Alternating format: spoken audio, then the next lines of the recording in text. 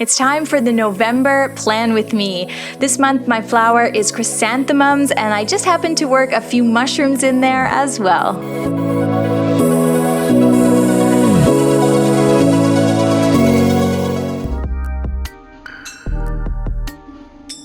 Hello my friends, welcome back. It's time for our November plan with me. As usual, I'm working in my Bear and Fig notebook. Check the video description or my blog if you would like a link to the same notebook and pretty leather cover. This is my second notebook of 2020. If you have been following along with me this year, I'm doing all the birth flowers, and in October it was marigold, and I did this harvest moon theme, which was really fun. If you're looking for moon illustrations for anything, go back and check out the October plan with me. But we did this fun weekly layout where you have lots of space for your to-do lists and whatnot. The only thing I didn't like about this is Saturday, Sunday, I don't tend to take any notes. So it leaves me with kind of a lot of dead space in my weekly layout. But if you have busy weekends, then this would be a good one for you. I've got one more week in October and then we're going to flip over and get ready for November. So I'm doing a Dutch door as usual, and for that Dutch door you just want to mark in the same number of squares on each page. Before we get started, just a reminder that you can print my cover page. It's part of the bonus content I give on Patreon every weekend. Head over there, check it out. All the bonus content starts at $2 a month. So November's flower is the chrysanthemum, and I'm going to do this mums and mushrooms illustration. I'm kind of blocking out where I will be doodling, where I'll be illustrating, and then I am putting the month title above. So I've got lots of space. There's a place where I'll be able to put a little calendar below this Dutch door. And this comes together pretty simply. We're going to start with some cute little mushrooms. And mushrooms, remember when you're doodling them, they can just be any shape, like an oval or a semicircle, and then just give them any sort of stem. It can be thick or thin, it doesn't matter. Once you've doodled a few mushrooms, we're going to tuck some little leaves and berries and flowers in behind. And I think you can see how this kind of comes together really easily. You've blocked out where you want to place the illustration, put some mushrooms in there. I'm going to put some circles to show where I want to place all the mums. And then I'm just going to keep going along, drawing some little leaves and vines and more circles anywhere that I want to put a little flower. So it's that simple. I actually struggled a bit because mums are so similar to marigolds, which was the flower last month, so I wasn't sure what to do, but I like the idea of the mushrooms, such a fall thing. And here's what my color palette looks like. It's kind of a muted primary color palette with magenta and blue and gold and yellow. Then I have some peaches and a nice lilac purple. So muted primaries, magenta, gold, and a nice navy blue. Then we're doing a little bit of brown and of course some warm grays. You know we gotta have the warm gray, and then we'll just add a little pop of purple or lilac and a little bit of apricot as well. And I think that's gonna look really pretty for the mums and the mushrooms. So now that we've chosen our color palette, you can follow along with mine, or you can come up with your own. Just give it some thought. That's my only advice. We'll get started. I'm gonna do some of the mushrooms brown and gray, and I'll use the magenta actually for the mushrooms as well. But for the most part, I'm just gonna have fun and color in all this stuff. I don't need to worry about what color I do what, because I know that these colors are gonna work well together and they're gonna look really pretty. I know I love warm gray, but it's not just pretty, it's also comes in really handy. Anytime you're shading anything white, like the stem or underside of a mushroom, it's nice to be able to use gray and just leave a bit of a white highlight. And the gray can actually help the white items in your illustration look more white, if that makes sense. And then I'm trying my best to frame the mushrooms with some pretty leaves. So I'm doing these blue vines, but I'm also sort of tucking them in behind the mushrooms so that everything looks like this big burst of flowers and leaves and mushrooms, of course. And then for the mums, I am basically just doing this scribbly curving lines going around and around in a circle. For the peach one, I am layering the two colors of peach to give me this really pretty fall color. And yeah, just continuing with the gray to make all my pretty little white mushrooms. And I'll use the lilac color to illustrate both mushrooms and flowers and mums. When you're illustrating a piece like this where everything's kind of in a big burst, one thing you want to think about is just making some of the flowers flowers and leaves a little bit smaller so that you have botanicals of different sizes, and that will give your illustration a sort of whimsy and liveliness and movement that is hard to achieve if everything is just kind of the same size. So think about size, contrast, as well as your color contrast. You can follow along with my color palette or develop your own. And I try to use a lot of the same supplies in my videos so that if you want to follow along, it's easier to do so. And if you're looking for the supplies that I use, I link all of them on my blog. So head over to shaydacampbell.com/blog after the video, and you can see still photos of the artwork as well as supply links and get yourself some art supplies. Okay, this is looking good. Now what we need to do, of course, is add a sketchy black line. It's a great way to finish off your illustration if everything's looking maybe a bit messy and crazy and unfinished. Especially, I find doing this illustrative black line on top of everything is a great way to finish things off, add a bit of detail, and it just looks good. So that's what I'm doing here using my Pigma Micron, but you can use any fine liner and the whole piece comes together really nicely. I want to take a sec to thank Skillshare for sponsoring today's video. Skillshare is an online learning community where millions come together to take the next step in their creative journey. They have thousands of inspiring classes for creative and curious people, for lifelong learners. You can take classes in graphic design, illustration, watercolor, fine art, and so much more. Skillshare has classes to fit your schedule and your skill level. The classes include combinations of video lessons and a class project, and of course they have no ads. Skillshare is also more affordable than most learning platforms. An annual membership is less than $10 a month. And right now, the first 1,000 people to use the link in my description will get a free trial of Skillshare Premium membership. To finish up the illustration, I find once those black illustrative lines are in, you've added a bit of fine liner, sometimes you need to go back and say, okay, I need a few more leaves here, I need a little more blue here, maybe add some more fine liner, whatever it is. Basically, I get to the point where I'm like, stop, please stop, and just leave it alone. But once you're at that point, we're gonna grab a white gel pen. This is my favorite gel pen. Check the description for the Amazon link. And I would just like to add a few little dots to the mushrooms, and it really brings them to life and it makes the whole illustration just that much more interesting. Think about doing different sizes of dots on each mushroom, and yeah, that's simple.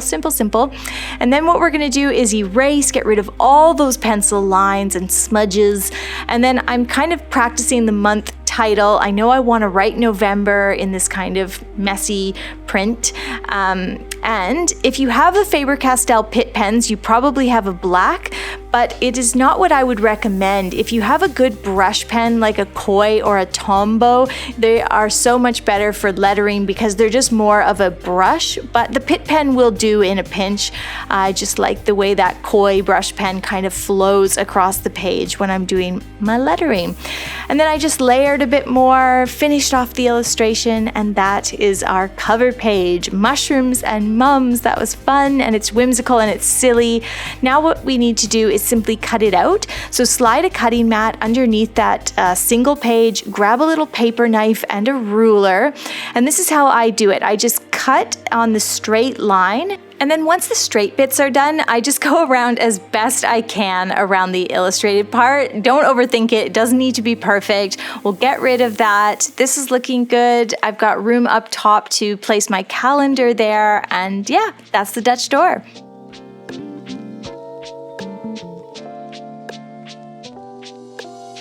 For the page below the Dutch door, I have sort of a formula that I follow. I'm going to grab a number 2 Pigma Micron fine liner, and we're going to place our little teeny tiny calendar that you'll be able to see when the Dutch door is flipped over.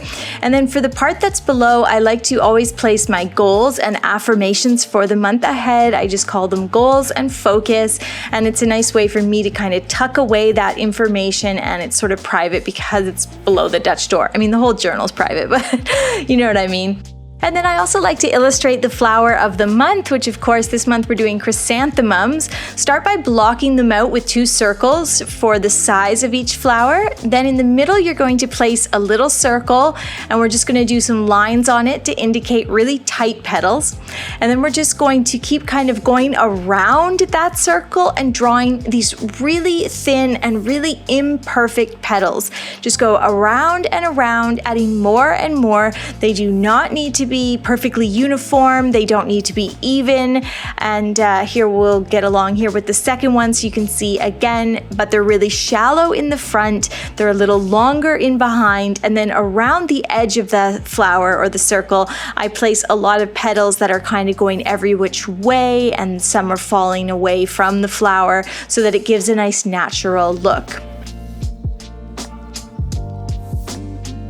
Let's go over this in pen so you can really see. Now I know the chrysanthemum does look a little bit tricky, but it comes together fairly straightforward if you set yourself up a guide, then do all those little petals in pencil and then go over it in pen when you're happy with it. When you are going over it in pen, you can wiggle the pen a little so that each petal, is a little rough, a little different. You don't want them to look too smooth or too perfect. They should look a little weird. It's a flower after all. So you want that organic look. Just do those really tight petals around the center. Keep the petals at the bottom or front of the flower a little shorter and more shallow. Keep them a little longer up top, and make sure to add a few that are falling away from the flower for that natural look. The leaves I've kept really simple, and I've shaded them a little bit with some line shading just to give some contrast between the blossom and the leaves. We'll get rid of all our messy pencil smudges, and then if you want to, you can add a little bit of line shading to those petals. Just follow the petal. So if the petal is going towards the bottom of the page, so are the lines. If the petal is facing up towards the top of the page, that's which way those lines are going, and that's all there is to the line shading. So there's our chrysanthemum. That was fun to draw. It doesn't go at all with the cover page. The cover page is like cartoon, like Smurfland or something, and then we have this nice sophisticated pen and ink drawing, but that's cool. Okay, let's do a little calendar. I'm going to keep the calendar fairly large this month. I'm not doing 2 pages, but it's still going to be a good size. I like to record all my YouTube videos on the calendar, so it needs to be, of a certain size. I've blocked it out in my Bear and Fig notebook, and each calendar grid square is like 4 by 3, so they're a little longer. I'm going to do some little flowers at the bottom, and once I've blocked it out in pencil, then I just go over everything in pen, and the drill. I like to just pull the pen towards my body. It helps me make lines that are straight, but not too straight, and it's not as fussy as working with a ruler. I'll switch up the fine liner to something smaller to do all the numbers, and yeah, that's the calendar. Now all we need to do is add a little illustration down below. You can see I've started it by simply doing these little pencil lines, and each pencil line is going to be a simple floral doodle. We've done stuff like this before. It's a great way to add some color and illustration without really having to think about anything too much. So I'm following along with my same color palette that I used for the cover page. I've got these pencil lines, and each line indicates, another leaf or another flower. I'm using my warm gray and the orange, yellow, blue, and red, or the magenta, and it just looks really pretty, and it's really simple.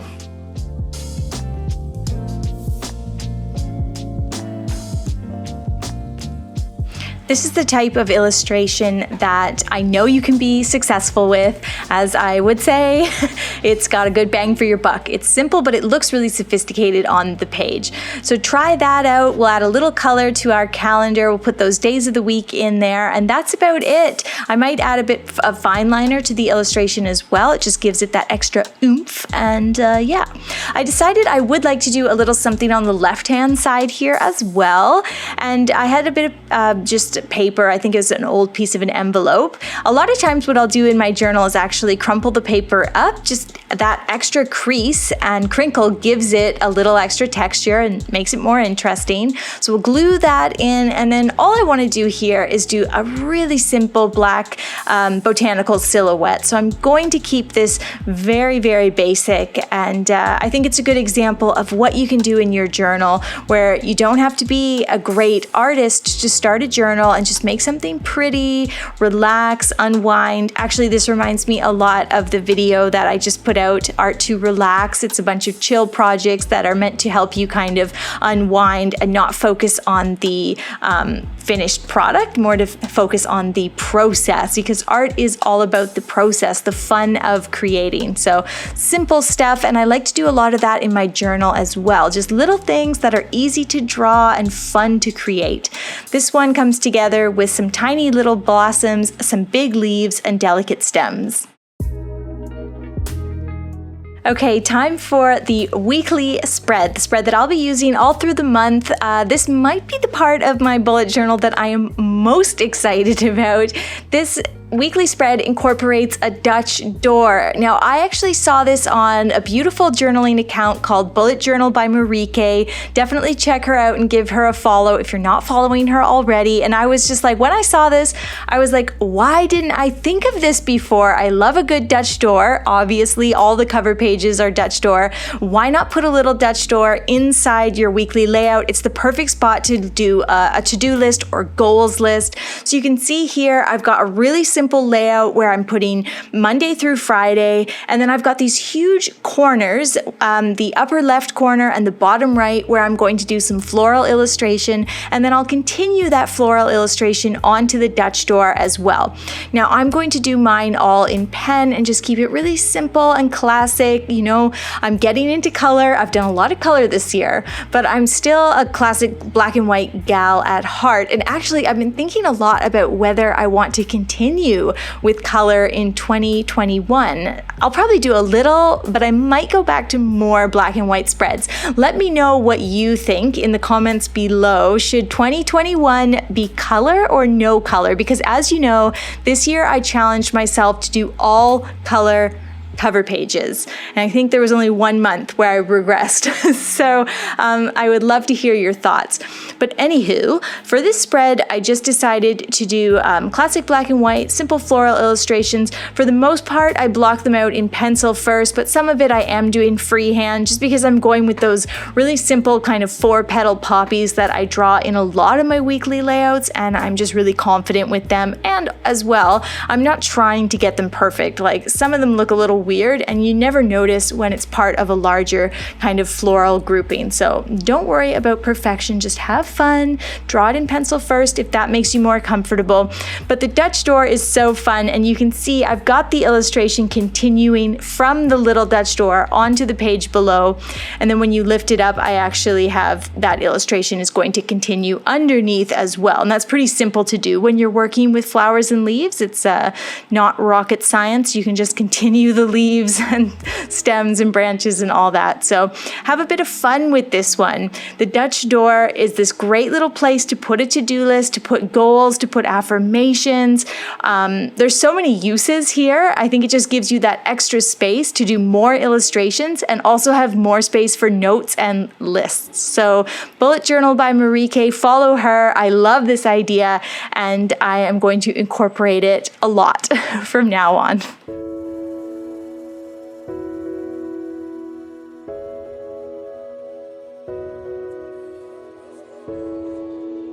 Okay, as you fill in and your page has all the illustrations that you want, it's a nice touch to add just a little bit of line shading to some of the flowers and leaves, but that of course is optional. That's what you see me doing there, and then I am done. Let's put the pen down, and that is my weekly layout. Now, I didn't put anything on the back here just because this took me so long to do, but I might add some goals when it actually comes to the first week of November. I think I probably will, otherwise it's just wasted space. So here is the monthly layout. This is what it looks like. We did mums and mushrooms for November. I have my chrysanthemum illustration underneath, and then we did a simple silhouette and a nice, fairly large November calendar. And of course, my favorite part of this whole journal spread is the weekly layout with the Dutch door. Such a good idea. All right, and you can grab my cover page if you would like to print it. All of that is available on Patreon. It's bonus content and it starts at $2 a month. Thanks for watching. Don't forget to subscribe, and thank you to Skillshare for sponsoring today's video. There are so many wonderful classes on Skillshare, and one that I wanted to highlight is this Fun with Faces by illustrator Charlie Clements. She's got a wonderful style that I thought would resonate with a lot of you. It's very feminine and whimsical, and I know that drawing people is something that is definitely a hot topic out there. So I would highly recommend this course. It's a lot of fun, and if you've been wondering about digital illustration as well, it's a great way to jump in and start using your iPad and Procreate because she's working in that medium. So check that out, and remember to click the link in the video description. The first 1,000 people to use my link will get a free trial of Skillshare Premium membership.